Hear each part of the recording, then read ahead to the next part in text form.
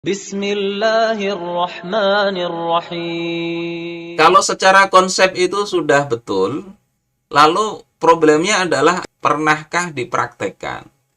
Kalau kita lihat secara empirik, Islam itu pernah dipraktekkan. Buktinya apa? Ya adanya para qadhi dan peradilan. Kalau di Kalimantan ini juga bahkan ada kampungnya, kampung kadi, kampung qadhi.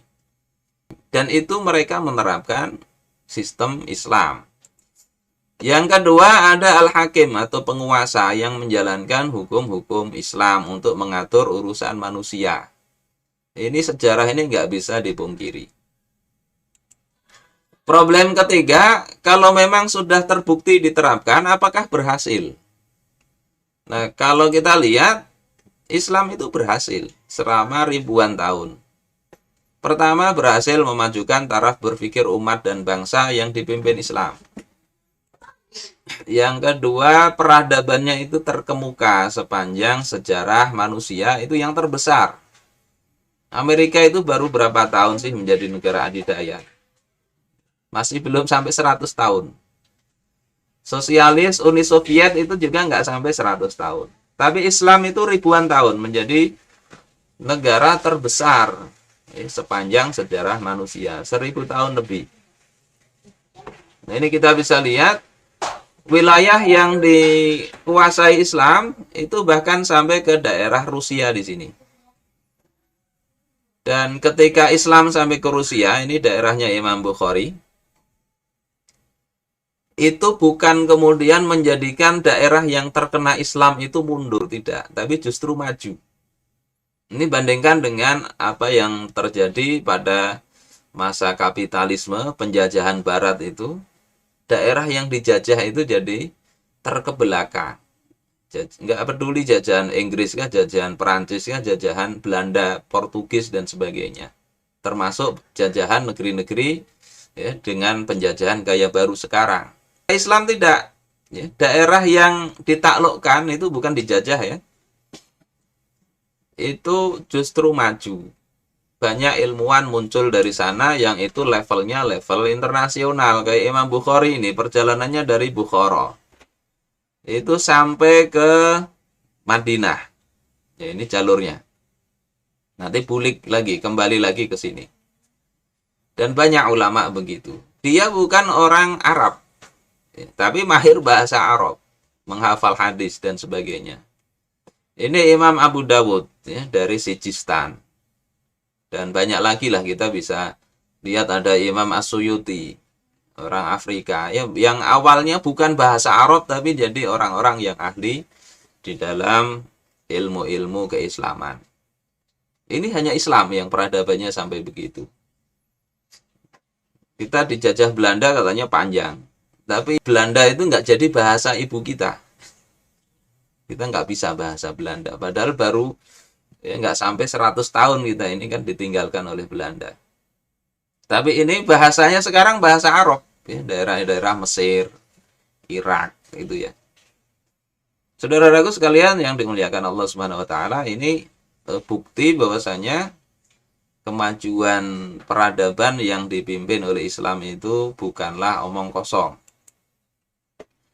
Problem keempat, itu kadang orang sering melihat dalam penerapan Islam itu kan ada ya sejarah, ya, ada cacat, ada nggak bagus. Itu bagaimana menyikapinya? Pertama, yang harus diperhatikan itu adalah otentitas dari sumber sejarahnya. Kalau ada cerita-cerita negatif ya, tentang khilafah dan sebagainya, lihat sumbernya dulu. Bener nggak? Kemudian yang kedua, kalau memang itu benar, ya, sahih riwayatnya, atau ada bukti otentiknya, maka harus dilihat secara proporsional. Karena sistem Islam itu, pelaksananya itu ya manusia, yang manusia itu bisa saja keliru. Pada masa Rasulullah Shallallahu Alaihi Wasallam pun ada, kita dapati ya penyimpangan sebagian sahabat yang dikirim oleh Rasulullah Shallallahu Alaihi Wasallam.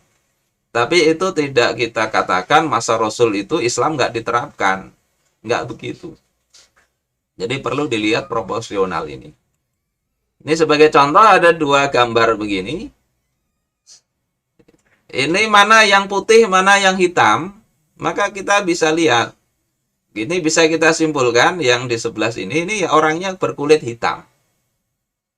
Nah, kalau orang nggak mau menyebut ini berkulit hitam, dia cuma dilihat giginya saja. Kalau dilihat giginya ini ya putih.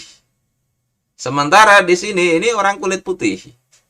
Tapi kalau dia mau menyebut hitam, dia fokus ke matanya. Bola matanya ini bagian hitamnya dia lihati, dia teropong. Itu saja yang dia sampaikan, maka dia akan berkesimpulan yang ini adalah orang kulit hitam, yang ini orang kulit putih. Jadi itu karena proporsi. Sejarah Islam itu 1300-an tahun. Andai setiap hari dalam sejarah itu diceritakan 5 menit saja, itu sudah tahunan itu sudah untuk menceritakannya itu. Bandingkan dengan sejarah yang belum sampai 100 tahun. Mana proporsinya itu?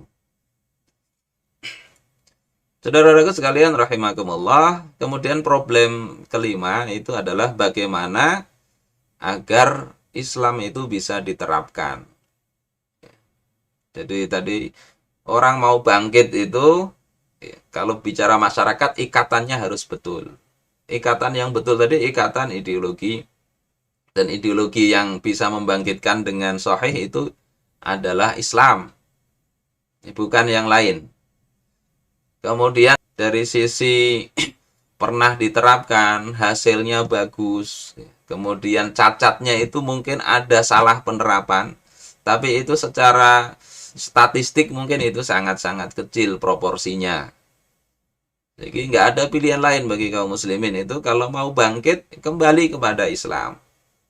Terus bagaimana agar bisa kembali? Nah ini pembahasan lain ini di bab berikutnya. Ya, di dalam kaifiyat ya hamlid dakwah Islamiyah insyaallah begitu.